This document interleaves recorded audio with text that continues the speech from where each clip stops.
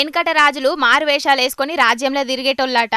రాజు గురించి పబ్లిక్ ఏమనుకుంటున్నారని అరుచుకునేతందుకు గిప్పటి లీడర్లు గట్ల తిరుగుతలేరు గాని జనాల మాట ఎట్లున్నదని అయితే అరుచుకుంటున్నారు. ఏపీ సీఎం బాబు సారు కూడా ఇప్పుడు గదే పనిలున్నాడట.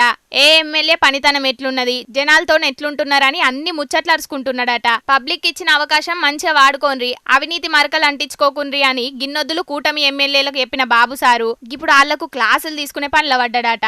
కోట్లు ఖర్చు పెట్టినం, ఇప్పుడు గవిటిని సంపాదించుకోవాలి కదా అని ఆలోచన చేసే కొందరిని విలిపించుకొని గట్టిగానే అరుచుకుంటున్నాడట ఏపీ సీఎం బాబు సారు. ఎమ్మెల్యేల మీద బాబు సారు నజరెత్తే బాబు సారు మీద ప్రతిపక్షాలు నజరెత్తున్నాయి. గీ 6 నెలల పాలనల 74,000 కోట్ల అప్పు చేసిందట కూటమి సర్కారు. ఇంకో 5,000 కోట్ల అప్పు కూడా దేబోతున్నారట.